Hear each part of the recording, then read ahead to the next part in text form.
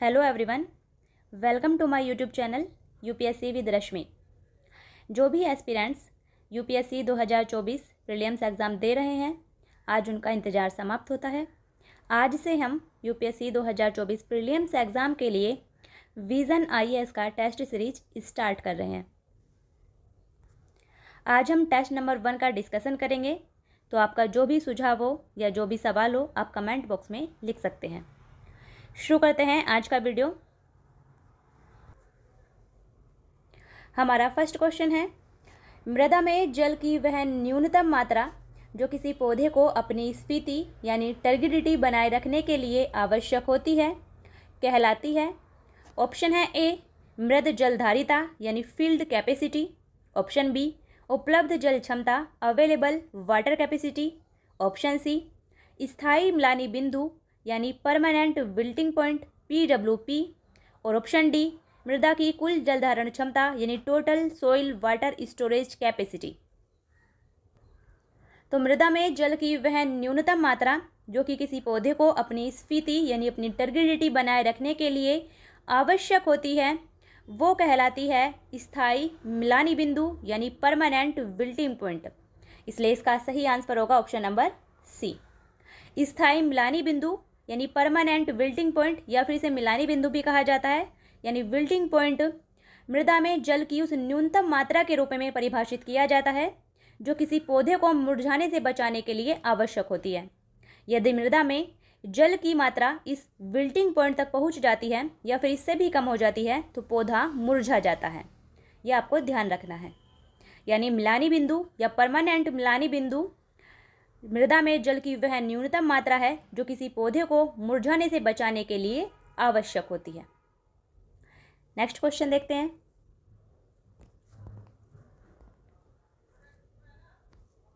Next question है, क्षारों के संदर्भ में निम्नलिखित कथनों पर विचार कीजिए। यहाँ क्षार से रिलेटेड 3 कथन दिए गए हैं। हमें बताना है कि उपर्युक्त कथनों में से कितने कथन सही हैं। सबसे पहले बात करते हैं क्षार की। तो क्षार वे रासायनिक पदार्थ होते हैं जिनका pH मान 7 से अधिक होता है। अब देखते हैं कथन नंबर 1 है, क्षार का स्वाद प्राय कड़वा होता है। तो बिल्कुल सही है, क्षार का स्वाद प्राय कड़वा होता है। नंबर 2 है, क्षार लाल लिटमस पेपर को नीला कर देता है। ये कथन भी बिल्कुल सही है, क्षार लाल लिटमस पेपर को नीला कर देता है। और कथन नंबर 3 है, सभी क्षार जल में अघुलनशील होते हैं। तो ये कथन हमारा गलत है। कई क्षार जल में घुलनशील होते हैं जो कि जलीय विलीन का निर्माण करते हैं, इसलिए सभी क्षार जल में अघुलनशील नहीं होते हैं, बल्कि कई क्षार जल में घुलनशील होते हैं जो कि जलीय विलयन का निर्माण करते हैं। इसलिए हमारा सही आंसर होगा, केवल 2 कथन सही हैं, यानी ऑप्शन नंबर बी हमारा सही आंसर होगा। नेक्स्ट क्वेश्चन,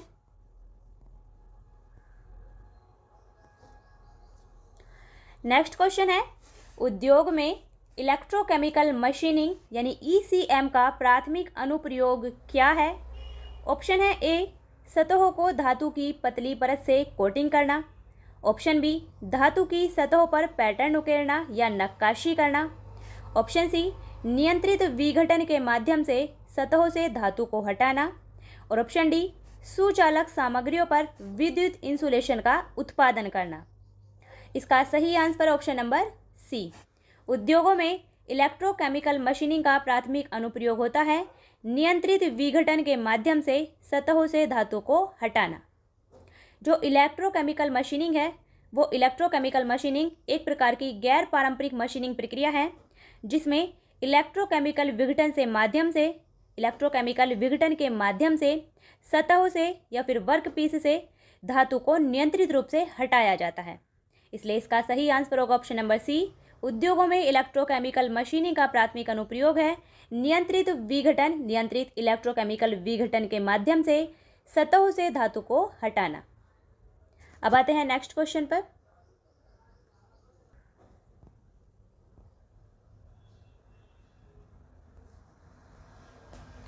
नेक्स्ट क्वेश्चन है, गलनांक के आधार पर निम्नलिखित धातुओं को घटते हुए क्रम में व्यवस्थित कीजिए।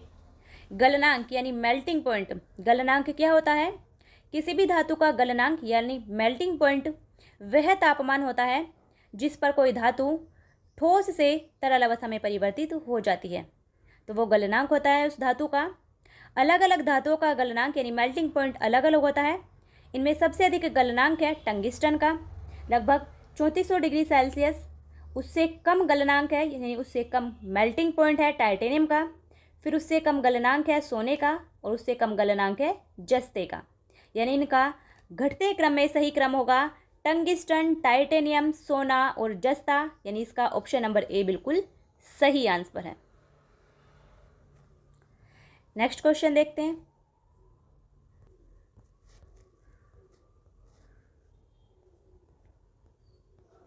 नेक्स्ट क्वेश्चन है क्वेश्चन नंबर 5।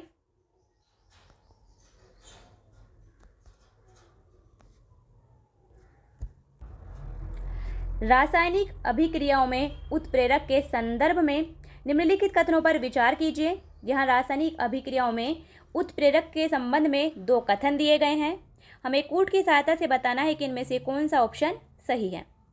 कथन नंबर 1 है, उत्प्रेरक एक ऐसा पदार्थ है जो किसी अभिक्रिया में पूर्णतः उपभुक्त हो जाता है और अभिक्रिया की दर को बढ़ा देता है। तो ये कथन हमारा बिल्कुल गलत है। रासायनिक अभिक्रियाओं में उत्प्रेरक एक ऐसा पदार्थ है जो कि किसी अभिक्रिया की यानी जो किसी रासायनिक अभिक्रिया की दर को बढ़ा देता है, ये तो बिल्कुल सही है। लेकिन वो उत्प्रेरक उस रासायनिक अभिक्रिया में पूर्णतः उपभुक्त नहीं होता है, इसलिए ये ऑप्शन हमारा गलत है। कथन नंबर 2 है, रासायनिक प्रतिक्रियाओं में उत्प्रेरक के रूप में सामान्यतः प्लेटिनम का उपयोग किया जाता है। तो ये कथन हमारा बिल्कुल सही है। प्लेटिनम रासायनिक अभिक्रियाओं में सामान्य रूप से उपयोग किए जाने वाला एक उत्प्रेरक है, इसलिए रासायनिक प्रतिक्रियाओं में उत्प्रेरक के रूप में सामान्यतः प्लेटिनम का उपयोग किया जाता है। हमारा सही आंसर होगा केवल कथन 2 सही है, यानी ऑप्शन नंबर बी हमारा सही आंसर है। नेक्स्ट क्वेश्चन देखते हैं।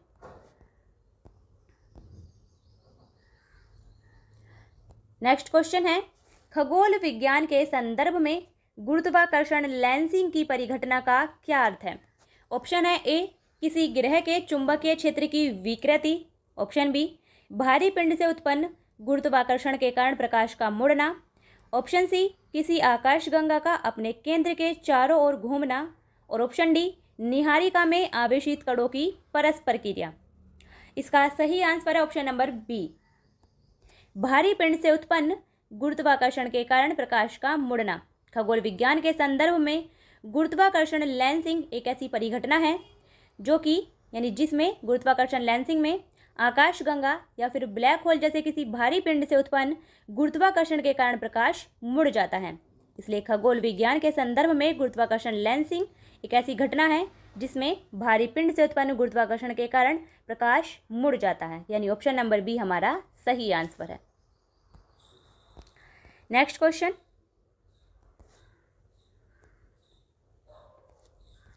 नेक्स्ट क्वेश्चन है, विषाणु के संदर्भ में निम्नलिखित कथनों पर विचार कीजिए। यहाँ वायरस से रिलेटेड 4 कथन दिए गए हैं। हमें बताना है कि इनमें से कौन से कथन सही हैं।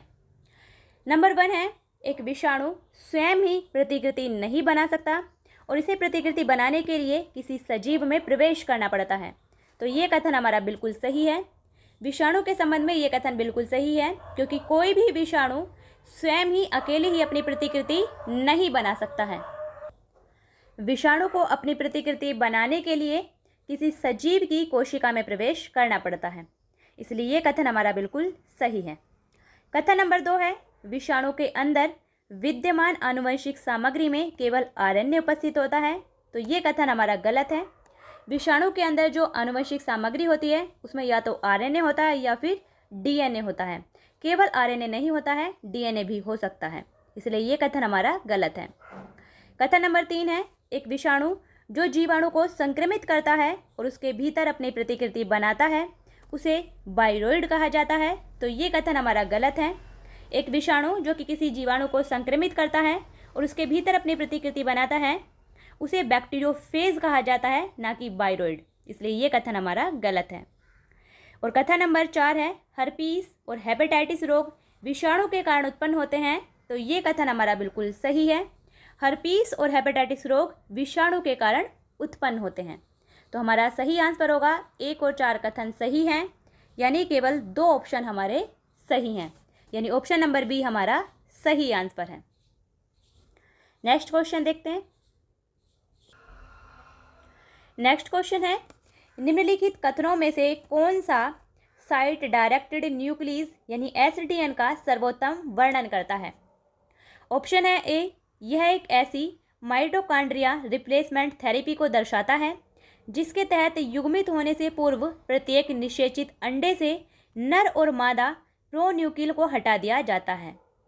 ऑप्शन नंबर बी, यह लक्षित डीएनए को तोड़ने हेतु प्रयोग किए जाने वाले डीएनए कटिंग एंजाइमों को दर्शाता है।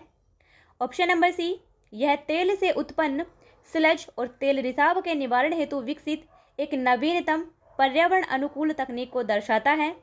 और ऑप्शन नंबर डी, यह यूरेनियम अयस्कों से परमाणु ईंधन को कुशलतापूर्वक निष्कर्षित करने की एक तकनीक है।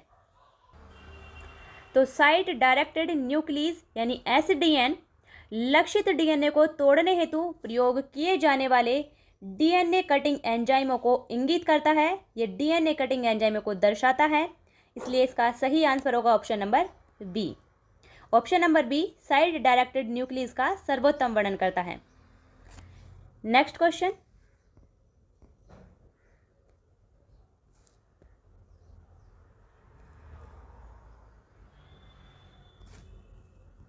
नेक्स्ट क्वेश्चन है, पादप कार्यकी के संदर्भ में निम्नलिखित कथनों पर विचार कीजिए। यहाँ पादप कार्यकी से रिलेटेड 3 कथन दिए गए हैं, हमें बताना है कि इनमें से कौन से कथन सही हैं। नंबर 1 है, कार्बन स्थिरीकरण के संबंध में C3 पादपों की प्रभावशीलता C4 पादपों की तुलना में दोगुनी होती है, तो ये कथन हमारा गलत है। ये उल्टा दिया हुआ है, कार्बन स्थिरीकरण के संबंध में C4 पादपों की प्रभावशीलता C3 पादपों की तुलना में दोगुनी होती है। कथन नंबर 2 है, जाइलम ऊतक में पदार्थों की गति की दिशा सदैव एक दिशा होती है, तो ये कथन हमारा बिल्कुल सही है। जाइलम ऊतक में पदार्थों की गति की दिशा सदैव एक दिशा होती है ऊपर की तरफ, तो ये कथन हमारा बिल्कुल सही है। कथन नंबर 3 है, माइकोराइजा राइजोबैक्टीरिया और पादपों की जड़ों के सहजीवी संबंध को दर्शाता है, तो ये कथन भी हमारा गलत है। माइकोराइजा पादप की जड़ों और कवक के बीच के सहजीवी संबंध को दर्शाता है, न कि राइजोबैक्टीरिया और पादप की जड़ों के बीच के सहजीवी संबंध को। माइकोराइजा पादप की जड़ों और कवक के बीच के सहजीवी संबंध को दर्शाता है, ये आपको ध्यान रखना है, इसलिए ये क्वेश्चन हमारा गलत है। हमारा इसका सही आंसर है केवल ऑप्शन 1 सही है, यानी केवल कथन 1 सही है, यानी ऑप्शन नंबर ए हमारा सही आंसर है। नेक्स्ट क्वेश्चन देखते हैं, प्रोजेक्ट चीता से रिलेटेड है। प्रोजेक्ट चीता के संदर्भ में निम्नलिखित कथनों पर विचार कीजिए। यहाँ प्रोजेक्ट चीता से रिलेटेड 2 कथन दिए गए हैं, हमें बताना है कि कौन से कथन सही हैं। प्रोजेक्ट चीता के तहत अफ्रीका के साहेल क्षेत्र के देशों से 20 चीतों को कोनो राष्ट्रीय उद्यान में स्थानांतरित किया गया, तो ये कथन हमारा गलत है। प्रोजेक्ट चीता के तहत अफ्रीका के देशों से 20 चीते लाए गए थे, कोनो राष्ट्रीय उद्यान में उन्हें स्थानांतरित किया गया था, ये बिल्कुल सही है, लेकिन वो अफ्रीका के साहेल क्षेत्र के देशों से नहीं लाए गए थे। प्रोजेक्ट चीता के तहत जो चीते लाए गए थे वो लाए गए थे अफ्रीका के नामीबिया और दक्षिण अफ्रीकी देशों से, जो कि साहेल क्षेत्र के अंतर्गत नहीं आते हैं, क्योंकि साहेल क्षेत्र सहारा मरुस्थल के जो दक्षिण का अर्धशुष्क क्षेत्र होता है वो होता है साहेल क्षेत्र। सहारा मरुस्थल के दक्षिण का जो क्षेत्र होता है, सहारा मरुस्थल के दक्षिण का अर्धशुष्क क्षेत्र, उसे कहते हैं साहेल क्षेत्र।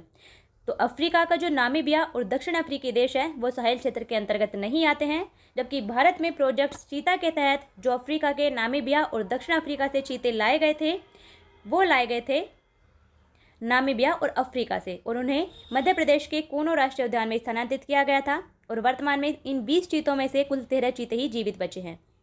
कथन नंबर 2 है, इसे राष्ट्रीय बाघ संरक्षण प्राधिकरण के द्वारा लागू किया गया है, तो ये बिल्कुल सही है। प्रोजेक्ट चीता को राष्ट्रीय बाघ संरक्षण प्राधिकरण के द्वारा लागू किया गया है, यानी राष्ट्रीय बाघ संरक्षण प्राधिकरण प्रोजेक्ट चीता के कार्यान्वयन की एजेंसी है। तो हमारा सही आंसर होगा केवल कथन 2 सही है, यानी ऑप्शन नंबर बी हमारा सही आंसर है। नेक्स्ट क्वेश्चन देखते हैं।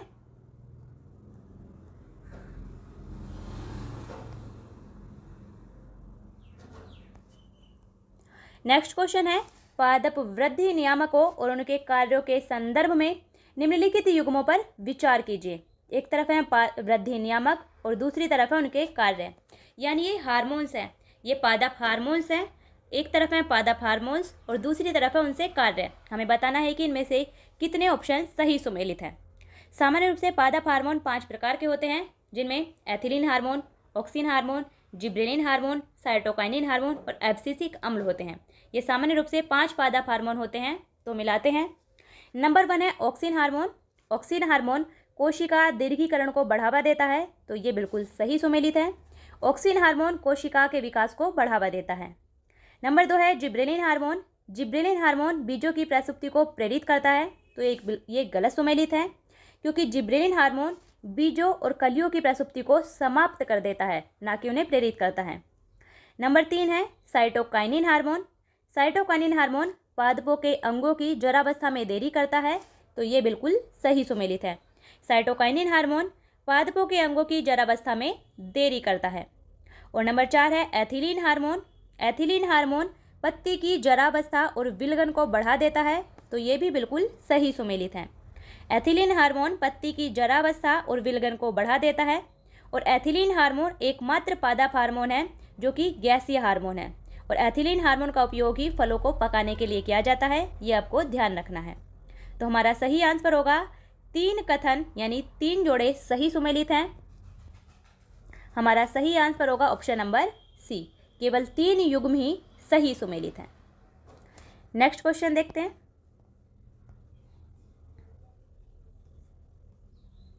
नेक्स्ट क्वेश्चन है, निम्नलिखित में से कौन सा अनुप्रयोग या कौन सी परिघटना डोपलर प्रभाव पर आधारित है। नंबर 1 है चमगादड़ के द्वारा इकोलेशन। Number 2 sonic boom. और नंबर 3 वाहनों की गति मापने वाला पुलिस रडार। तो चमगादड़ के द्वारा इकोलेशन ये बिल्कुल सही है। चमगादड़ के द्वारा इकोलेशन परिघटना डोपलर प्रभाव पर आधारित है। ये क्या होता है? इकोलेशन चमगादड़ की अधिकांश प्रजातियों के द्वारा रात में अपने शिकार को ढूंढने के लिए इकोलेशन नामक एक उल्लेखनीय नेविगेशन प्रणाली का विकास किया गया है। तो चमगादड़ के द्वारा जो इकोलेशन नेविगेशन प्रणाली है वो डोपलर प्रभाव पर आधारित है, ये बिल्कुल सही है। नंबर 2 है सोनिक बूम। सुपरसोनिक विमानों से उत्पन्न सोनिक बूम ये भी डोपलर प्रभाव पर आधारित है, इसलिए ये भी बिल्कुल सही है। नंबर 3 है वाहनों की गति मापने वाला पुलिस रडार, ये भी डोपलर प्रभाव पर आधारित होता है, तो ये भी बिल्कुल सही है। हमारा सही आंसर होगा 1, 2 और 3 तीनों ही कथन बिल्कुल सही हैं, यानी ऑप्शन नंबर बी हमारा सही आंसर है। Next question.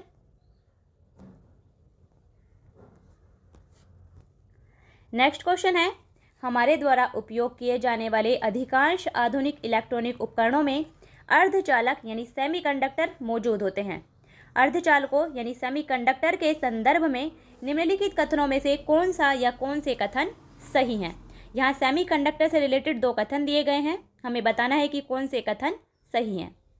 कथन नंबर 1 है अर्धचालकों की प्रतिरोधकता विद्युत रोधी यानी इंसुलेटर से अधिक लेकिन चालक यानी कंडक्टर से कम होती है, तो ये कथन हमारा गलत है। जो अर्धचालकों की प्रतिरोधकता होती है वो चालक यानी कंडक्टर से तो अधिक होती है, लेकिन विद्युत रोधी यानी इंसुलेटर से कम होती है। ये उल्टा दिया हुआ है, इसलिए ये गलत है। कथन नंबर 2 है सर्वाधिक उपयोग किए जाने वाले अर्धचालक तत्व हैं सिलिकॉन और जर्मेनियम, तो ये बिल्कुल सही है। सर्वाधिक सामान्य रूप से उपयोग किए जाने वाले अर्धचालक यानी सेमीकंडक्टर हैं सिलिकॉन और जर्मेनियम, इसलिए ये कथन हमारा बिल्कुल सही है। हमारा सही आंसर होगा केवल कथन 2 सही है, यानी ऑप्शन नंबर बी हमारा सही आंसर है। नेक्स्ट क्वेश्चन देखते हैं। नेक्स्ट क्वेश्चन है भारतीय क्षेत्रीय नेविगेशन सैटेलाइट सिस्टम यानी IRNSS के संदर्भ में निम्नलिखित कथनों पर विचार कीजिए। कथन नंबर 1 है IRNSS यानी भारतीय क्षेत्रीय नेविगेशन सैटेलाइट सिस्टम अंतरिक्ष खंड में 10 उपग्रह शामिल हैं, तो ये कथन हमारा गलत है। भारतीय क्षेत्रीय नेविगेशन सैटेलाइट सिस्टम अंतरिक्ष खंड में कुल 7 उपग्रह शामिल हैं, ना कि 10, तो ये कथन हमारा गलत है। कथन नंबर 2 है भारतीय क्षेत्रीय नेविगेशन सैटेलाइट सिस्टम भारत के साथ साथ भारत के आसपास 1500 किलोमीटर तक फैले हुए क्षेत्रों में सटीक स्थिति सूचना सेवा प्रदान कर सकता है। तो ये कथन हमारा बिल्कुल सही है। भारतीय क्षेत्रीय नेविगेशन सैटेलाइट सिस्टम भारत के साथ साथ भारत के आसपास 1500 किलोमीटर तक फैले हुए क्षेत्र में सटीक स्थिति सूचना सेवा प्रदान कर सकता है। कथन नंबर 3 है, यह भारत के भीतर कहीं भी सभी मौसमों में 20 मीटर की बेहतर स्थिति सटीकता के साथ एक नेविगेशन समाधान प्रदान करता है। तो ये कथन भी हमारा बिल्कुल सही है। भारतीय क्षेत्रीय नेविगेशन सैटेलाइट सिस्टम भारत के भीतर कहीं भी और भारत के चारों तरफ 1500 किलोमीटर तक फैले हुए क्षेत्र में और सभी मौसमों में 20 मीटर की बेहतर स्थिति सटीकता के साथ एक नेविगेशन समाधान प्रदान करता है। इसलिए हमारा सही आंसर होगा 2 और 3 कथन सही हैं, यानी केवल 2 कथन ही सही हैं। ऑप्शन नंबर बी हमारा सही आंसर है। नेक्स्ट क्वेश्चन,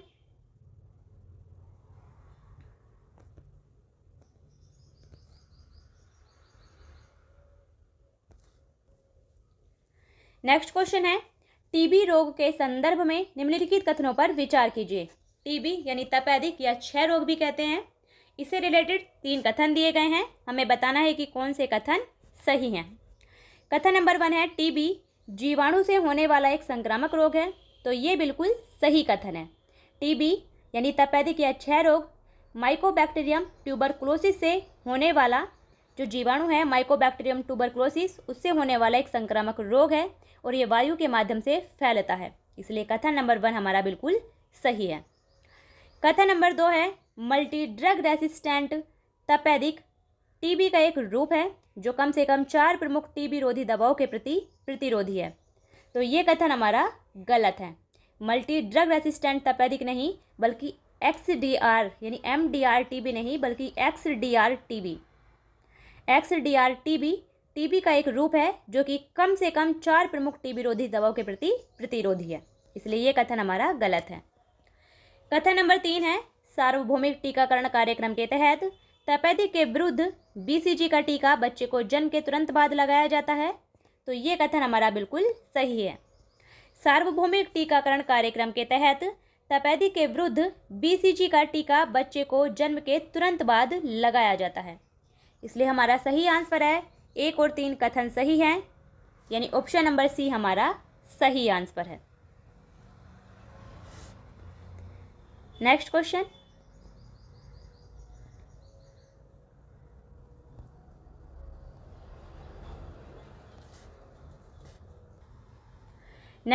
है फ्री स्पेस ऑप्टिकल यानी FSO संचार के संदर्भ में निम्नलिखित कथनों में से कौन से कथन सही हैं।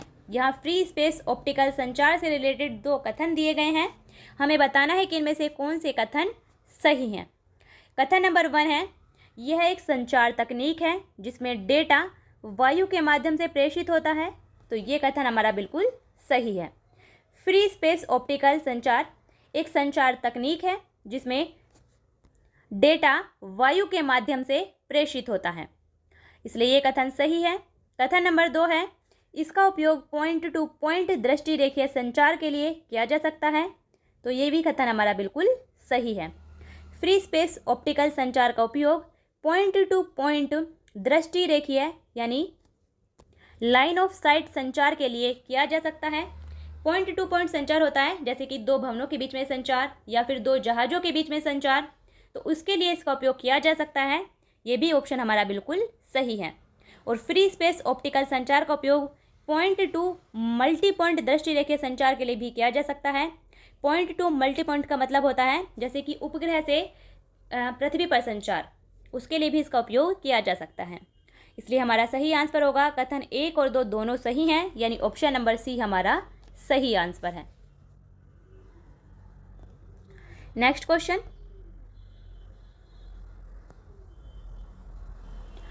क्वेश्चन है शार्बनी अवरोहण यानी ब्रांचिंग डिसेंट और प्राकृतिक वरण यानी नेचुरल सिलेक्शन शब्दावलियों का प्रयोग किया जाता है। ऑप्शन है ए उपग्रहों को पृथ्वी की कक्षा में स्थापित करने के संदर्भ में। ऑप्शन बी जैव विकास के सिद्धांत के संदर्भ में। ऑप्शन सी विस्तारित ब्रह्मांड परिकल्पना का समर्थन करने वाले साक्ष्यों के संदर्भ में। और ऑप्शन डी अंतर्राष्ट्रीय कूटनीति के रणनीतिक तरीकों के संदर्भ में। इसका सही आंसर है ऑप्शन नंबर बी, जैव विकास के सिद्धांत के संदर्भ में। शार्बनी अवरोहण और प्राकृतिक वर्ण शब्दावलियों का उपयोग किया जाता है जैव विकास के सिद्धांत के संदर्भ में। ये जैव विकास के डार्विनवाद सिद्धांत की दो अवधारणाएं हैं। शार्बनी अवरोहण और प्राकृतिक वर्ण, ये जैव विकास से संबंधित जो डार्विनवाद का सिद्धांत है उसकी दो अवधारणाएं हैं। और ब्रिटिश वैज्ञानिक डार्विन ने जैव विकास से संबंधित अपना सिद्धांत दिया था अपनी पुस्तक the origin of species by natural selection में। यह भी आपको ध्यान रखना है। नेक्स्ट क्वेश्चन,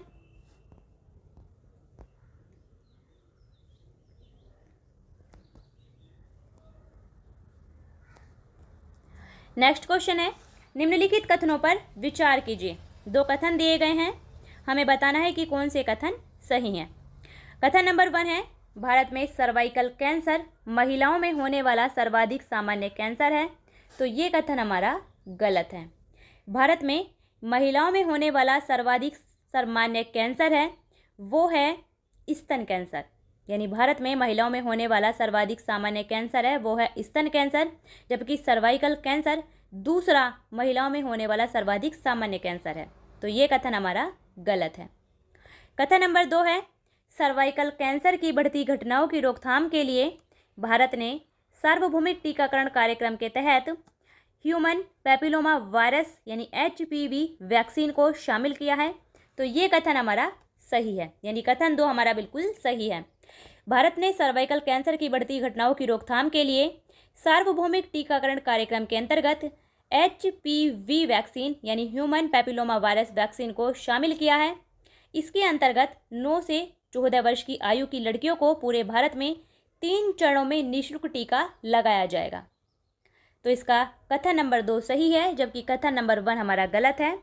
हमारा सही आंसर होगा कि कथन 2 सही है और कथन 1 गलत है, यानी ऑप्शन नंबर डी हमारा सही आंसर है। नेक्स्ट क्वेश्चन देखते हैं। नेक्स्ट क्वेश्चन है, क्रायोजेनिक इंजन के संदर्भ में निम्नलिखित कथनों पर विचार कीजिए। यहाँ क्रायोजेनिक इंजन से रिलेटेड 2 कथन दिए गए हैं, हमें बताना है कि कौन से कथन सही हैं। कथन नंबर 1 है, क्रायोजेनिक इंजन अत्यधिक कुशल प्राणोदन प्रणाली है जिसका उपयोग रॉकेट के ऊपरी चरणों में किया जाता है। तो ये कथन हमारा बिल्कुल सही है। क्रायोजेनिक इंजन एक अत्यधिक कुशल प्राणोदन प्रणाली है जिसका उपयोग रॉकेट के ऊपरी चरणों में किया जाता है। कथन नंबर 2 है, क्रायोजेनिक इंजन प्राणोदक के रूप में तरल ऑक्सीजन और तरल हाइड्रोजन का उपयोग करते हैं। तो ये कथन भी हमारा बिल्कुल सही है। क्रायोजेनिक इंजन प्राणोदक के रूप में तरल ऑक्सीजन यानी लिक्विड ऑक्सीजन और तरल हाइड्रोजन यानी लिक्विड हाइड्रोजन का उपयोग करते हैं। इसलिए हमारा सही आंसर होगा कथन 1 और 2 दोनों सही हैं, यानी ऑप्शन नंबर सी हमारा सही आंसर है। नेक्स्ट क्वेश्चन,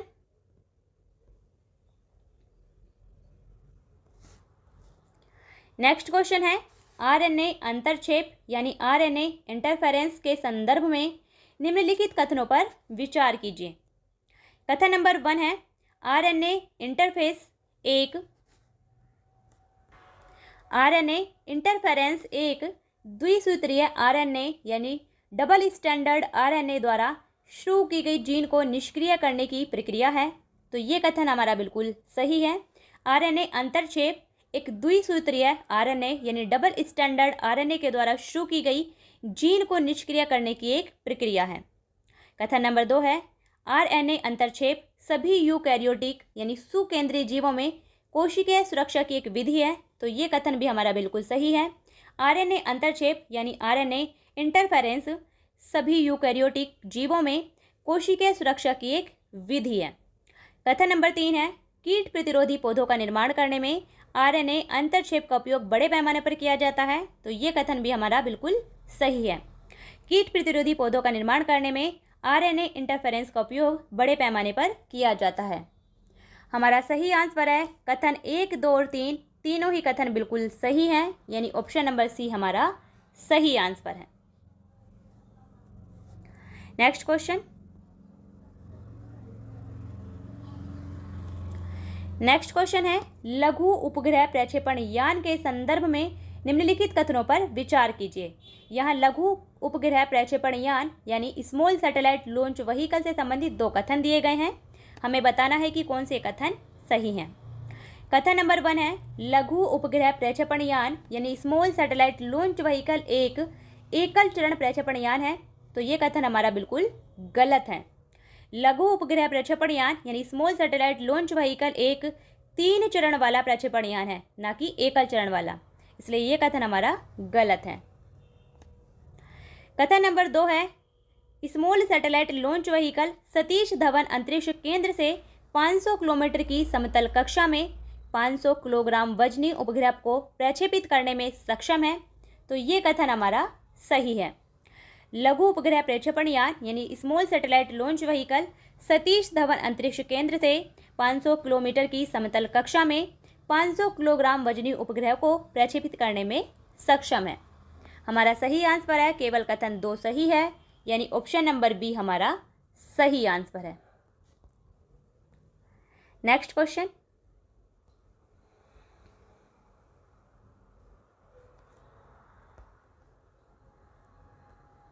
नेक्स्ट क्वेश्चन है, भू-स्थितिक कक्षा यानी जियो स्टेशनरी ऑर्बिट, इसके संदर्भ में निम्नलिखित कथनों पर विचार कीजिए। जियो स्टेशनरी ऑर्बिट से रिलेटेड हमें 2 कथन दिए गए हैं। हमें इन पर बताना है कि इनमें से कौन से कथन सही हैं। कथन नंबर 1 है, जियो स्टेशनरी ऑर्बिट में उपग्रह एक निश्चित स्थान पर स्थिर प्रतीत होते हैं।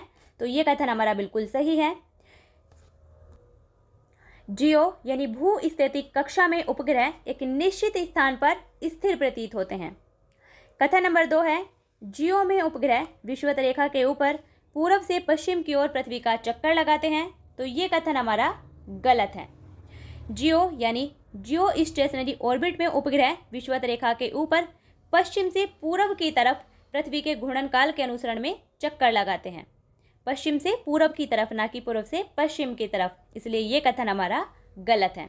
हमारा सही आंसर है, केवल कथन 1 सही है और कथन 2 गलत है।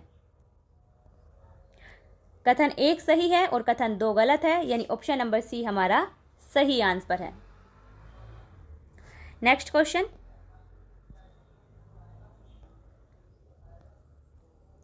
नेक्स्ट क्वेश्चन है, वायुयान के टायरों में नाइट्रोजन गैस का उपयोग किया जाता है, क्यों? सबसे पहला क्वेश्चन तो यही है, आपको ये पता चल गया कि वायुयान के टायरों में किस गैस का उपयोग किया जाता है। तो वायुयान के टायरों में नाइट्रोजन गैस का उपयोग किया जाता है। क्यों किया जाता है? ऑप्शन है ए, सामान्य हवा के विपरीत नाइट्रोजन गैस निष्क्रिय होती है। ऑप्शन बी, यह सामान्य हवा से भारी होती है। ऑप्शन सी, यह अत्यधिक निम्न तापमान पर ही तरल रूप में परिवर्तित होती है। और ऑप्शन डी, ए और सी दोनों। इसका सही आंसर होगा ऑप्शन नंबर डी, ए और सी दोनों। वायुयान के टायरों में नाइट्रोजन गैस का उपयोग किया जाता है। क्यों? क्योंकि नाइट्रोजन गैस सामान्य हवा के विपरीत नाइट्रोजन गैस निष्क्रिय होती है। नाइट्रोजन गैस को, यह कथन बिल्कुल सही है, नाइट्रोजन गैस को अन्य पदार्थों से अभिक्रिया करने के लिए बहुत अधिक मात्रा में ऊर्जा की आवश्यकता होती है। तो ये कथन हमारा बिल्कुल सही है।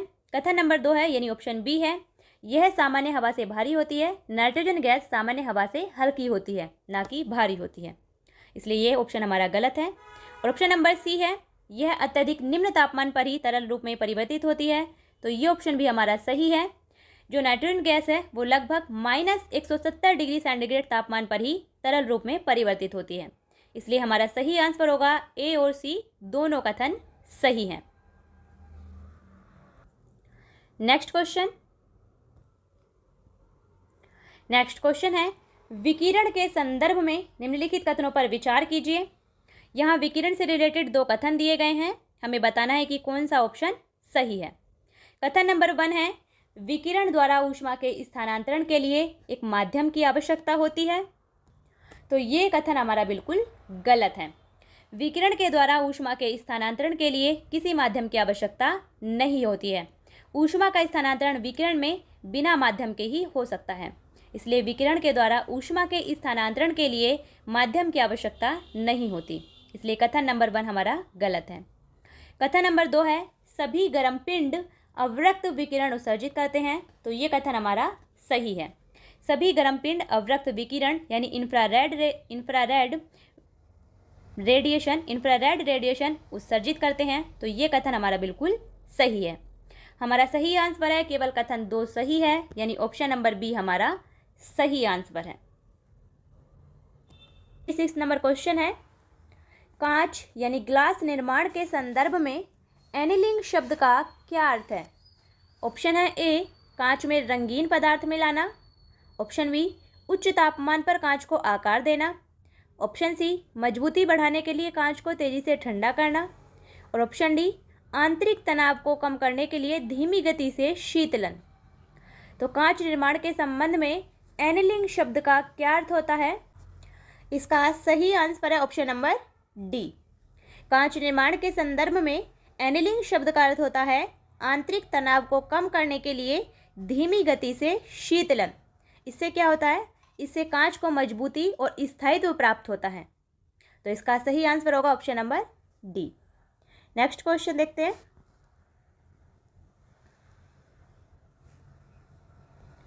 नेक्स्ट क्वेश्चन है, हाइपरसोनिक मिसाइल के संदर्भ में निम्नलिखित कथनों पर विचार कीजिए।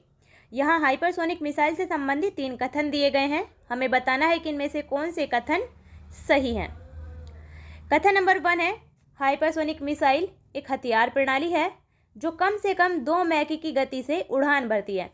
तो ये कथन हमारा बिल्कुल गलत है, क्योंकि हाइपरसोनिक मिसाइलें एक हथियार प्रणाली है, ये बिल्कुल सही है। लेकिन हाइपरसोनिक की जो गति होती है वो कम से कम 5 मैक या इससे अधिक होती है, इसलिए ये कथन हमारा गलत है। कथन नंबर 2 है, हाइपरसोनिक मिसाइलें इच्छित लक्ष्य को भेदने के लिए अपना मार्ग बदलने में सक्षम नहीं है। ये कथन भी हमारा गलत है। जो हाइपरसोनिक मिसाइलें होती हैं वो क्रूज मिसाइलें होती हैं और वो अपने इच्छित लक्ष्यों को भेदने के लिए अपना मार्ग बदलने में सक्षम होती हैं, इसलिए कथन नंबर 2 भी हमारा गलत है। और कथन नंबर 3 है, परंपरागत हाइपरसोनिक हथियार कठोर लक्ष्यों को नष्ट करने के लिए केवल गतिज ऊर्जा का उपयोग करते हैं। तो ये कथन हमारा सही है। परंपरागत हाइपरसोनिक जो हथियार होते हैं वो कठोर लक्ष्यों को नष्ट करने के लिए केवल गतिज ऊर्जा का ही उपयोग करते हैं, इसलिए हमारा केवल कथन नंबर 3 सही है, जबकि कथन 1 और 2 गलत है। इसलिए इसका सही आंसर होगा केवल एक कथन सही है, यानी ऑप्शन नंबर ए हमारा सही आंसर है। नेक्स्ट क्वेश्चन,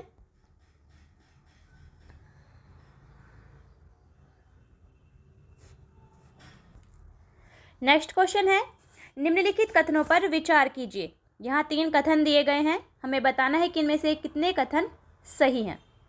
कथन नंबर 1 है, ramjet air breathing jet engine का एक रूप है जो दहन हेतु आने वाली वायु को संपीड़ित करने के लिए वायु की आगे की गति का उपयोग करता है। तो ये कथन हमारा बिल्कुल सही है। रैमजेट एयर ब्रीदिंग एक जेट इंजन का रूप है जो दहन हेतु आने वाली वायु को संपीड़ित करने के लिए वाहन की आगे की गति का उपयोग करता है। कथन नंबर 2 है, स्क्रेम जेट एक प्रकार का ramjet air breathing jet engine है जहां सुपरसोनिक वायु प्रवाह में दहन होता है। तो ये कथन भी हमारा बिल्कुल सही है। स्क्रेम जेट एक प्रकार का ramjet air breathing jet engine होता है जहां सुपरसोनिक वायु प्रवाह में दहन होता है। और कथन नंबर 3 है, रैमजेट हाइपरसोनिक गति पर सर्वाधिक कुशलता से कार्य करते हैं। तो ये कथन हमारा गलत है। वाहन हाइपरसोनिक गति पर, जो वाहनों की हाइपरसोनिक गति होती है उस पर रैमजेट दक्षता कम हो जाती है, ना कि अधिक कुशलता से कार्य करते हैं, इसलिए कथन नंबर हमारा 3 गलत है। हमारा सही आंसर होगा 1 और 2 कथन है, यानी केवल दो कथन हमारे सही हैं। हमारा सही आंसर होगा ऑप्शन नंबर बी। अब आते हैं नेक्स्ट क्वेश्चन पर। नेक्स्ट क्वेश्चन है, निम्नलिखित में से कौन सी श्वेत रक्त कणिका या कणिकाएं हैं, यानी कौन सी WBC कोशिकाएं हैं। नंबर 1 है न्यूट्रोफिल्स, तो ये श्वेत रक्त कणिकाएं हैं, बिल्कुल सही है। नंबर 2 है लिम्फोसाइट्स, ये भी श्वेत रक्त कणिकाएं हैं, ये भी बिल्कुल सही है। नंबर 3 है बेसोफिल्स, ये भी श्वेत रक्त कणिकाएं हैं, ये भी बिल्कुल सही है। और नंबर 4 है एरिथ्रोसाइट, तो ये गलत है। RBC जो लाल रुधिर कणिकाएं होती हैं आरबीसी को कहा जाता है एरिथ्रोसाइट, ना कि डब्ल्यूबीसी को। आरबीसी को एरिथ्रोसाइट कहा जाता है, डब्ल्यूबीसी को ल्यूकोसाइट कहा जाता है और प्लेटलेट्स को थ्रोम्बोसाइट्स कहा जाता है। ये भी आपको ध्यान रखना है। जिसमें डब्ल्यूबीसी 5 प्रकार की होती हैं, जिसमें न्यूट्रोफिल्स, वैसोफिल्स, इओसिनोफिल्स, लिम्फोसाइट और मोनोसाइट। ये डब्ल्यूबीसी 5 प्रकार की होती हैं, इसलिए न्यूट्रोफिल्स, लिम्फोसाइट और वैसोफिल्स ये डब्ल्यूबीसी कोशिकाओं के प्रकार है। तो इसका सही आंसर होगा कथन 1, 3 और 1, 2 और 3 सही हैं, यानी ऑप्शन नंबर सी हमारा सही आंसर है। नेक्स्ट क्वेश्चन देखते हैं। नेक्स्ट क्वेश्चन है, सूर्यास्त के समय सूर्य का रंग लाल दिखाई देता है। इस परिघटना के पीछे निम्नलिखित में से कौन सा कारण उत्तरदायी है? ऑप्शन है ए, वायुमंडल के द्वारा प्रकाश किरणों का अवशोषण। ऑप्शन बी, दिन के उस समय में मनुष्य की आंखों का अन्य रंगों के प्रति संवेदनशील न होना। ऑप्शन सी, वायुमंडलीय कणों के द्वारा प्रकाश किरणों का प्रकीर्णन। और ऑप्शन डी, दिन के अलग अलग समय में सूर्य के द्वारा अलग अलग तरंगदैर्ध्य का प्रकाश उत्सर्जित करना। इसका सही आंसर होगा ऑप्शन नंबर सी। सूर्यास्त के समय हमें सूर्य का रंग लाल दिखाई देता है, उसका कारण होता है वायुमंडलीय कणों के द्वारा प्रकाश की किरणों का प्रकीर्णन। जब सूर्य का प्रकाश पृथ्वी के वायुमंडल से होकर गुजरता है तो वायुमंडलीय कणों के द्वारा सूर्य के प्रकाश का प्रकीर्णन हो जाता है, जिसके कारण हमें सूर्यास्त के समय सूर्य का रंग लाल दिखाई देता है। इसके लिए इसका सही आंसर होगा option number C. Next question देखते हैं। नेक्स्ट क्वेश्चन है, निष्क्रिय प्रतिरक्षा यानी पैसिव इम्यूनिटी, इसके संदर्भ में निम्नलिखित कथनों पर विचार कीजिए। यहाँ निष्क्रिय प्रतिरक्षा से संबंधित 4 कथन दिए गए हैं, हमें बताना है कि इनमें से कौन से कथन सही हैं। निष्क्रिय प्रतिरक्षा यानी पैसिव इम्यूनिटी, कथन नंबर 1 है, यह किसी व्यक्ति में अन्य व्यक्ति के प्रतिरक्षा तंत्र के द्वारा निर्मित एंटीबॉडी प्राप्त करने के बाद विकसित होती है। तो ये कथन हमारा बिल्कुल सही है। निष्क्रिय प्रतिरक्षा किसी व्यक्ति में अन्य व्यक्ति के प्रतिरक्षा तंत्र के द्वारा निर्मित एंटीबॉडी प्राप्त करने के बाद विकसित होती है, इसलिए कथन 1 हमारा बिल्कुल सही है। कथन नंबर 2 है, यह प्राकृतिक या कृत्रिम रूप से प्राप्त की जा सकती है। तो ये कथन हमारा बिल्कुल सही है। निष्क्रिय प्रतिरक्षा को प्राकृतिक या कृत्रिम रूप से प्राप्त किया जा सकता है जब माता की जो एंटीबॉडीज़ होती है वो शिशु में स्थानांतरित होती है उसके माध्यम से। तो कथन नंबर 2 हमारा बिल्कुल सही है। कथन नंबर 3 है, यह किसी विशिष्ट रोग से तत्काल सुरक्षा प्रदान करती है। तो ये कथन भी हमारा बिल्कुल सही है। निष्क्रिय प्रतिरक्षा किसी विशिष्ट रोग से तत्काल सुरक्षा प्रदान करती है, जबकि सक्रिय प्रतिरक्षा के निर्माण में लगभग 1 हफ्ते का समय लग जाता है। और कथन नंबर 4 है, यह सक्रिय प्रतिरक्षा की तुलना में कम समय तक प्रभावी रहती है। तो ये कथन भी हमारा बिल्कुल सही है। जो निष्क्रिय प्रतिरक्षा होती है वो सक्रिय प्रतिरक्षा की तुलना में कम समय तक, लगभग 1 सप्ताह या 1 महीने तक ही प्रभावी रहती है, जबकि सक्रिय प्रतिरक्षा ही लंबे समय तक बनी रहती है। इसलिए निष्क्रिय प्रतिरक्षा के संबंध में ये चारों ही कथन बिल्कुल सही हैं। हमारा सही आंसर होगा 1, 2, 3 और 4 सभी कथन सही हैं, यानी ऑप्शन नंबर डी हमारा सही आंसर है। नेक्स्ट क्वेश्चन है, नाभिकीय विखंडन रिएक्टर में नियंत्रक छड़ों का क्या कार्य होता है? ऑप्शन है ए, न्यूट्रॉन को अवशोषित करना। ऑप्शन बी, गामा किरणों का उत्सर्जन करना। ऑप्शन सी, संलयन अभिक्रिया शुरू करना। ऑप्शन डी, रेडियोधर्मी अपशिष्ट का निपटान करना। तो नाभिकीय विखंडन रिएक्टर में नियंत्रक छड़ों का कार्य होता है न्यूट्रॉन को अवशोषित करना, इसलिए इसका सही आंसर होगा option number A.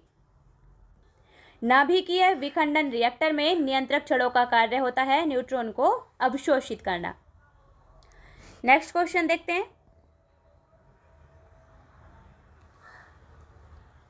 Next question है, भारत में ट्रांसजेनिक फसलों के संदर्भ में निम्नलिखित कथनों पर विचार कीजिए। यहाँ ट्रांसजेनिक फसल से संबंधित 2 कथन दिए गए हैं, तो हमें बताना है कि कौन से कथन सही हैं। कथन नंबर 1 है, भारत में कपास एकमात्र ऐसी ट्रांसजेनिक फसल है जिसकी व्यावसायिक खेती की जा रही है। तो ये कथन हमारा बिल्कुल सही है।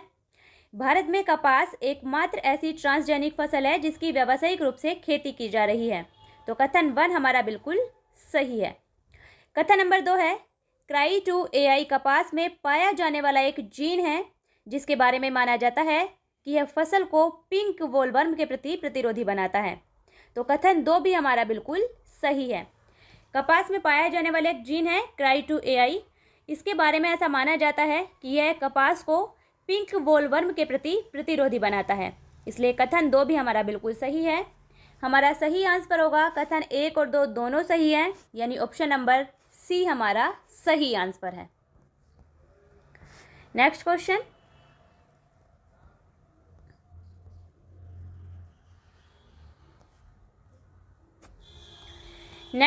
है बायो क्रेडिट यानी जैव विविधता क्रेडिट।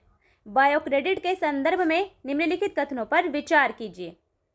कथन नंबर 1 है बायो क्रेडिट कार्बन क्रेडिट के समान है और इन्हें जैव विविधता पर नकारात्मक प्रभाव डालने वाली कार्रवाइयों की क्षतिपूर्ति के लिए बनाया गया है। तो ये कथन हमारा बिल्कुल गलत है। बायो क्रेडिट कार्बन क्रेडिट के समान है, ये बिल्कुल सही है, लेकिन बायो क्रेडिट की बिक्री से प्राप्त आय का उपयोग जैव विविधता के संरक्षण और उनके पुनर्वास के लिए किया जाता है, ना कि इसे जैव विविधता पर नकारात्मक प्रभाव डालने वाली कार्रवाइयों की क्षतिपूर्ति के लिए बनाया गया है, इसलिए कथन 1 हमारा गलत है। बायो क्रेडिट कार्बन क्रेडिट के समान है जिसमें बायो क्रेडिट की बिक्री से प्राप्त आय का उपयोग जैव विविधता के संरक्षण और उनके पुनर्वास के लिए किया जाता है। कथन नंबर 2 है बायो क्रेडिट को बढ़ावा देने के लिए UNFCCC के COP15 में बायोडाइवर्सिटी क्रेडिट अलायंस को लॉन्च किया गया। तो ये कथन भी हमारा गलत है, ऐसा कुछ भी नहीं हुआ था।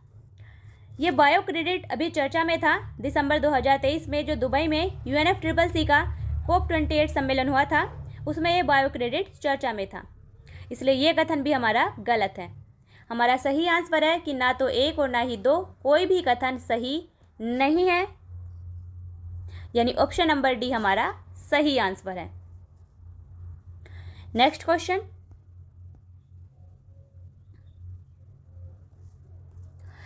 क्वेश्चन, है यशद लेपन या गैल्वनीकरण प्रक्रिया, इसके संदर्भ में निम्नलिखित कथनों पर विचार कीजिए।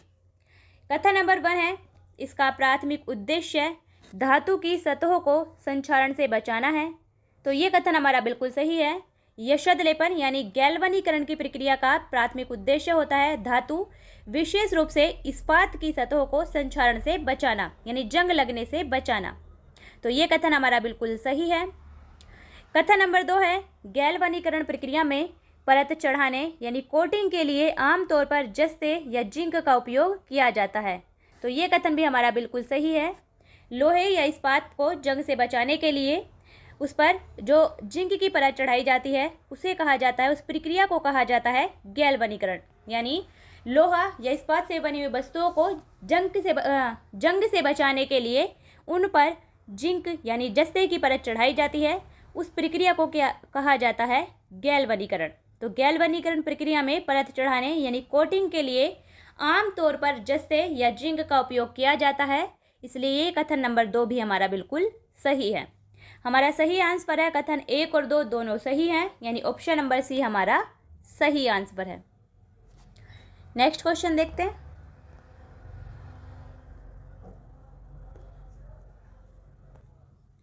नेक्स्ट क्वेश्चन है फोरेंसिक विज्ञान के क्षेत्र में अपराध स्थलों पर रक्त की उपस्थिति का पता लगाने के लिए सामान्यतः किस रसायन का उपयोग किया जाता है। जो फोरेंसिक विज्ञान होता है उसमें अपराध स्थलों पर जब रक्त को छुपाने का प्रयास किया जाता है तो रक्त की उपस्थिति का पता लगाने के लिए किस रसायन का उपयोग किया जाता है।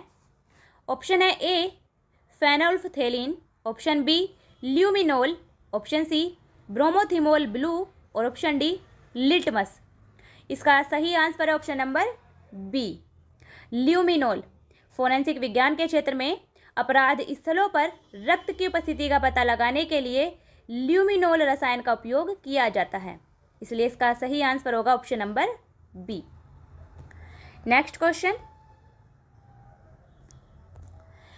क्वेश्चन है इलेक्ट्रिक ईल शिकार और आत्मरक्षा के लिए विद्युत के झटके कैसे उत्पन्न करती है? इलेक्ट्रिक ईल एक मछली होती है। इलेक्ट्रिक ईल शिकार और आत्मरक्षा के लिए विद्युत के झटके कैसे उत्पन्न करती है? ऑप्शन है ए, अन्य वस्तुओं के साथ घर्षण के माध्यम से। ऑप्शन बी, अपनी कोशिकाओं में रासायनिक अभिक्रियाओं के द्वारा। ऑप्शन सी, अन्य जलीय जीवों से विद्युत ऊर्जा को अवशोषित करके। और ऑप्शन नंबर डी, तड़ित के माध्यम से। इसका सही आंसर है ऑप्शन नंबर बी, अपनी कोशिकाओं में रासायनिक अभिक्रियाओं के द्वारा इलेक्ट्रिक ईल शिकार और आत्मरक्षा के लिए विद्युत के झटके उत्पन्न करती है। इसलिए इसका सही आंसर है option number B. Next question देखते हैं। नेक्स्ट क्वेश्चन है, नॉन स्टिक बर्तनों जैसे कि टेफलॉन, इसके निर्माण में किस बहुलक का उपयोग किया जाता है? यानी नॉन स्टिक बर्तनों में किस पॉलीमर का उपयोग किया जाता है? ऑप्शन है A, polythene. Option B, polypropylene. Option C, polyvinyl chloride. और ऑप्शन डी, पॉलीटेट्राफ्लोरोएथिलीन। तो नॉन स्टिक बर्तनों जैसे कि टेफलॉन के निर्माण में बहुलक का उपयोग किया जाता है, वो किया जाता है PTFE, यानी ऑप्शन नंबर डी हमारा सही आंसर है। नॉन स्टिक बर्तनों में टेफलॉन के निर्माण में उपयोग किया जाता है बहुलक का, वो बहुलक है पॉलीटेट्राफ्लोरोएथिलीन यानी PTFE। इसलिए इसका सही आंसर है option number D. Next question. Next question है, इसरो के प्रोजेक्ट नेत्र का लक्ष्य क्या है? तो पहला क्वेश्चन यही है कि प्रोजेक्ट नेत्र किसका है? प्रोजेक्ट नेत्र इसरो के द्वारा लॉन्च किया गया है। तो प्रोजेक्ट नेत्र का संबंध है इसरो से। इसरो का जो प्रोजेक्ट नेत्र है उसका लक्ष्य क्या है?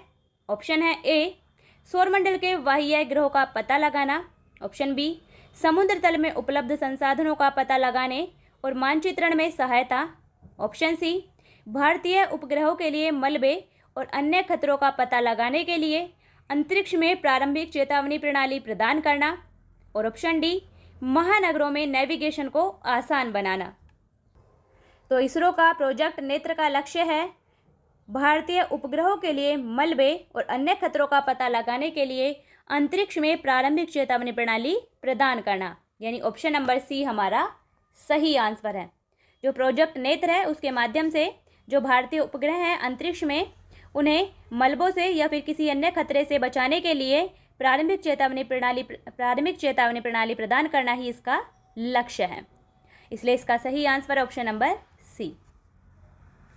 Next question. नेक्स्ट क्वेश्चन है, कभी कभी सुर्खियों में रहने वाले पद सेंटीमॉर्गन और ट्रांसपोसोन संबंधित हैं। ऑप्शन है ए, क्वांटम भौतिकी से। ऑप्शन बी, जेनेटिक इंजीनियरिंग से। ऑप्शन सी, कृत्रिम बुद्धिमत्ता से। और ऑप्शन डी, नैनो टेक्नोलॉजी से। तो कभी कभी सुर्खियों में रहने वाले पद सेंटीमॉर्गन और ट्रांसपोसोन ये संबंधित हैं। Option number B, genetic engineering से। ट्रांसपोसोन और सेंटीमॉर्गन ये दोनों ही शब्द संबंधित हैं जेनेटिक इंजीनियरिंग से। इसलिए इसका सही आंसर है option number B. Next question देखते हैं।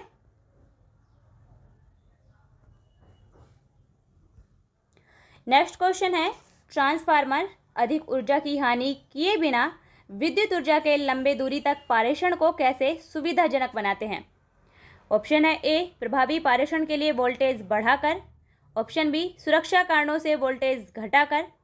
ऑप्शन सी, विद्युत धारा को बढ़ाकर। और ऑप्शन डी, AC से DC ऊर्जा में परिवर्तित करके। तो ट्रांसफार्मर अधिक ऊर्जा की हानि किए बिना ही विद्युत ऊर्जा को लंबी दूरी तक उसका पारेषण करते हैं, तो उसे कैसे सुविधाजनक बनाते हैं? इसका सही आंसर है ऑप्शन नंबर ए, प्रभावी पारेषण के लिए वोल्टेज बढ़ाकर ट्रांसफार्मर अधिक ऊर्जा की हानि किए बिना ही विद्युत ऊर्जा के लंबी दूरी तक के पारेषण को सुविधाजनक बनाते हैं। ट्रांसफार्मर या तो वोल्टेज को बढ़ा सकता है या वोल्टेज को घटा सकता है। तो अधिक ऊर्जा की हानि किए बिना जब विद्युत ऊर्जा को लंबी दूरी तक भेजा जाता है, उसके लिए ट्रांसफार्मर प्रभावी पारेषण के लिए वोल्टेज को बढ़ाता है। इसलिए इसका सही आंसर है option number A. Next question.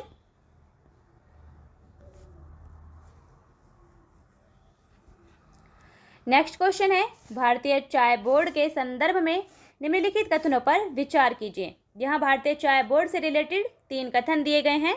हमें बताना है कि इनमें से कौन से कथन सही हैं। कथन नंबर 1 है, यह चाय अधिनियम 1953 के तहत गठित एक सांविधिक निकाय है।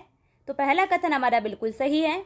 भारतीय चाय बोर्ड चाय अधिनियम 1953 के तहत गठित एक सांविधिक निकाय है, इसलिए कथन 1 हमारा बिल्कुल सही है। कथन नंबर 2 है, यह वाणिज्य एवं उद्योग मंत्रालय के अधीन कार्यरत है। कथन 2 भी हमारा बिल्कुल सही है। भारतीय चाय बोर्ड वाणिज्य और उद्योग मंत्रालय के अंतर्गत कार्यरत है। कथन नंबर 3 है, इसका मुख्य कार्यालय दिल्ली में स्थित है। तो ये कथन हमारा बिल्कुल गलत है। भारतीय चाय बोर्ड का मुख्यालय कोलकाता यानी पश्चिम बंगाल में है, ना कि दिल्ली में। तो ये कथन हमारा गलत है। हमारा सही आंसर होगा कथन 1 और 2 सही है, यानी ऑप्शन नंबर ए हमारा सही आंसर है। नेक्स्ट क्वेश्चन,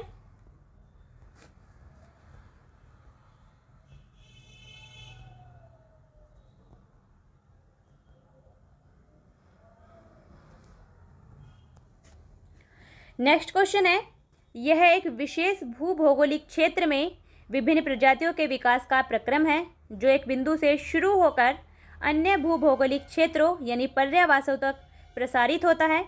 निम्नलिखित में से कौन सा उपयुक्त प्रक्रिया का सर्वोत्तम वर्णन करता है? ये जो भी बात बताई गई है ये किसे वर्णित करती है? ऑप्शन है ए अनुकूली विकिरण, ऑप्शन बी अभिसारी विकास, ऑप्शन सी द्वितीयक अनुक्रमण और ऑप्शन डी अनुक्रमिक विकास। तो इसका सही आंसर है ऑप्शन नंबर ए अनुकूली विकिरण यानी एडेप्टिव रेडिएशन। एडेप्टिव रेडिएशन एक विशेष भूभौगोलिक क्षेत्र में विभिन्न प्रजातियों के विकास का एक प्रक्रम है, जो एक बिंदु से शुरू होकर अन्य भूभौगोलिक क्षेत्रों तक प्रसारित होता है, इसलिए इसका सही answer option number A. Next question,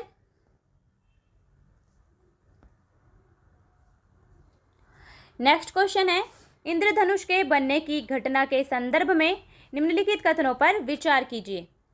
कथन नंबर 1 है, इंद्रधनुष सदैव सूर्य की विपरीत दिशा में बनता है। तो ये कथन हमारा बिल्कुल सही है। इंद्रधनुष सदैव सूर्य की विपरीत दिशा में बनता है। कथन नंबर 2 है, इंद्रधनुष के रंगों के निर्माण के लिए सूर्य के प्रकाश का जल की बूंदों में अपवर्तन और विक्षेपण होता है। ये कथन भी हमारा बिल्कुल सही है। इंद्रधनुष के रंगों के निर्माण के लिए सूर्य के प्रकाश का जल की बूंदों में अपवर्तन और विक्षेपण होता है, इसलिए हमारा सही आंसर होगा 1 और 2 दोनों ही कथन बिल्कुल सही हैं, यानी ऑप्शन नंबर सी हमारा सही आंसर है। नेक्स्ट क्वेश्चन,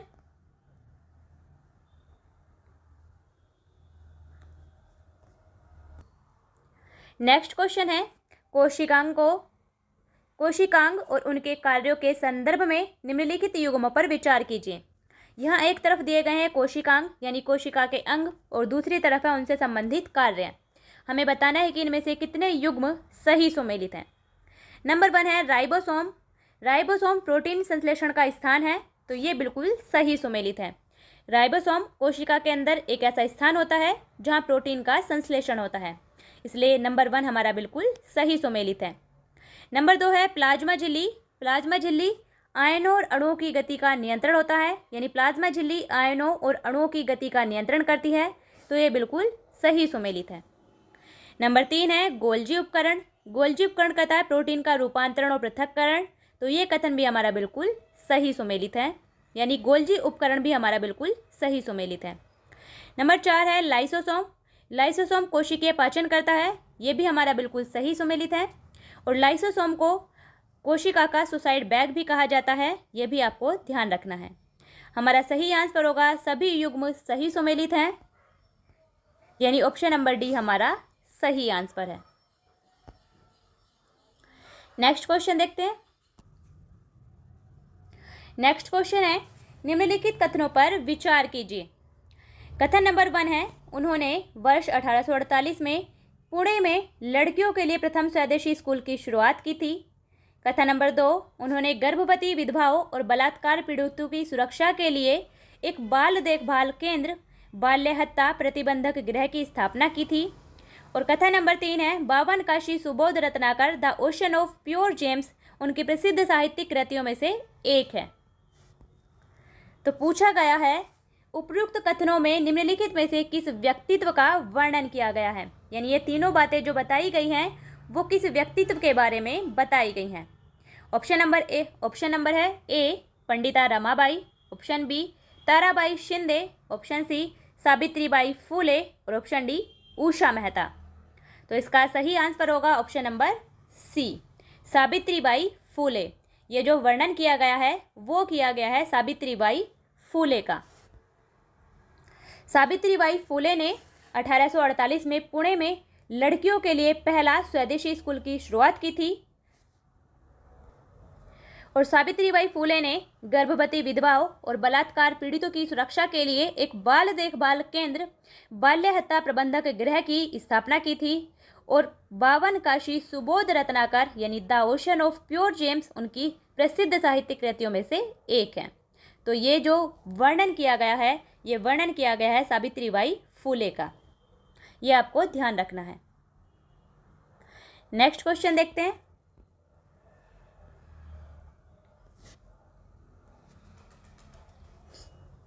नेक्स्ट क्वेश्चन है निम्नलिखित नदियों में से कौन सी स्विट्जरलैंड से होकर प्रवाहित होती है।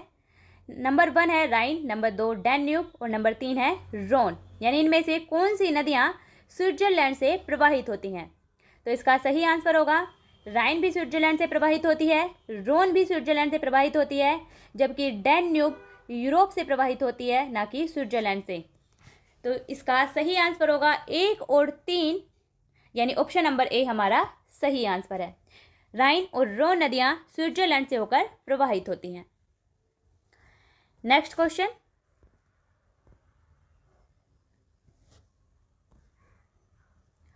नेक्स्ट क्वेश्चन है निम्नलिखित कथनों पर विचार कीजिए। 2 कथन दिए गए हैं, हमें बताना है कि कौन से कथन सही हैं।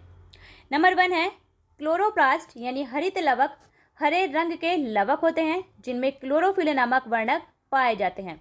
तो ये कथन हमारा बिल्कुल सही है। क्लोरोप्लास्ट यानी हरित लवक, इसमें हरे रंग के लवक होते हैं जिनमें क्लोरोफिल नामक वर्णक पाया जाता है। और कथन नंबर 2 है क्लोरोप्लास्ट सभी हरे पौधों और शैवाल में पाए जाते हैं। तो ये कथन भी हमारा बिल्कुल सही है। क्लोरोप्लास्ट सभी हरे पौधों और शैवाल में पाया जाता है और क्लोरोप्लास्ट के कारण ही पौधों का रंग हरा होता है। इसलिए हमारा सही आंसर होगा कथन 1 और 2 दोनों ही कथन सही हैं, यानी ऑप्शन नंबर सी हमारा सही आंसर है। Next question.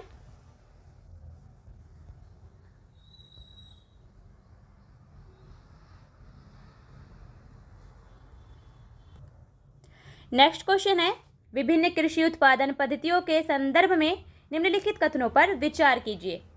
कथन नंबर 1 है हाइड्रोपोनिक्स बिना मृदा के जल में पौधों को उगाने की विधि है। तो ये कथन हमारा बिल्कुल सही है। हाइड्रोपोनिक्स एक ऐसी विधि है जिसमें मृदा के बिना ही जल में पौधों को उगाया जाता है, इसलिए हाइड्रोपोनिक्स बिना मृदा के जल में पौधों को उगाने की विधि है। ये कथन बिल्कुल सही है। कथन नंबर 2 है एक्वापोनिक्स एक ऐसी खाद्य उत्पादन तकनीक है, एक ऐसी खाद्य उत्पादन पद्धति है जिसमें एक्वाकल्चर को हाइड्रोपोनिक्स के साथ संयोजित किया जाता है। तो ये कथन भी हमारा बिल्कुल सही है। एक्वापोनिक्स एक ऐसी खाद्य उत्पादन करने की विधि है जिसमें एक्वाकल्चर को हाइड्रोपोनिक्स के साथ ही संयोजित किया जाता है। हाइड्रोपोनिक्स का मतलब तो होता है कि बिना मृदा के जल में पौधों को उगाना, जबकि एक्वाकल्चर का मतलब होता है मछली पालन। एक्वाकल्चर में मछलियों की खेती की जाती है, तो एक्वाकल्चर का मतलब होता है मछली पालन। तो एक्वापोनिक्स एक ऐसी विधि है, एक ऐसी खाद्य उत्पादन तकनीक है जिसमें एक्वाकल्चर को हाइड्रोपोनिक्स के साथ ही संयोजित किया जाता है। और कथन नंबर 3 है हाइड्रोपोनिक्स के विपरीत एक्वापोनिक्स में पोषक तत्वों को मछली से प्राप्त किया जाता है। तो ये कथन भी हमारा बिल्कुल सही है। जो हाइड्रोपोनिक्स तकनीक होती है उसमें पोषक तत्वों को जल में मिलाया जाता है, जबकि एक्वापोनिक्स में पोषक तत्व मछली से ही प्राप्त किए जाते हैं। इसलिए हमारा सही आंसर होगा कथन 1, 2 और 3 तीनों ही कथन बिल्कुल सही हैं, यानी ऑप्शन नंबर सी हमारा सही आंसर है। Next question. नेक्स्ट क्वेश्चन है एक्सरे पोलरीमीटर सैटेलाइट यानी एक्सपोसैट मिशन के संदर्भ में निम्नलिखित कथनों पर विचार कीजिए। कथन नंबर 1 है एक्सपोसैट यानी एक्सरे पोलरीमीटर सैटेलाइट विश्व का पहला उपग्रह आधारित मिशन है जो एक्सरे पोलरीमेट्री मेजरमेंट के लिए समर्पित है। तो ये कथन हमारा गलत है। एक्सपोसैट भारत का पहला जबकि विश्व में अमेरिका के बाद दूसरा ऐसा मिशन है जो कि एक्सरे पोलीमेट्री मेजरमेंट के लिए समर्पित है। इसलिए कथन नंबर 1 हमारा गलत है क्योंकि ये विश्व का दूसरा उपग्रह आधारित मिशन है, ना कि पहला, और भारत का पहला है, ये आपको ध्यान रखना है। कथन नंबर 2 है इसका मुख्य पेलोड पोलिक्स यानी पोलरोमीटर इंस्ट्रूमेंट इन एक्सरे पोलरीमीटर के रूप में कार्य करेगा। तो ये कथन हमारा बिल्कुल सही है। इसका जो मुख्य पेलोड है पोलिक्स वो एक्सरे पोलरीमीटर के रूप में कार्य करेगा। कथन नंबर 3 है इसे पृथ्वी की विषुवत रेखा से लगभग 36,000 किलोमीटर ऊपर भूस्थैतिक कक्षा यानी जियो में स्थापित किया गया है। तो ये कथन हमारा बिल्कुल गलत है। इसे पृथ्वी की निचली कक्षा में लगभग 560 किलोमीटर की ऊंचाई पर स्थापित किया गया है। इसलिए कथन नंबर 3 हमारा गलत है। हमारा सही आंसर होगा केवल ऑप्शन 2 सही है, यानी केवल एक ही कथन सही है। हमारा सही आंसर है ऑप्शन नंबर ए। नेक्स्ट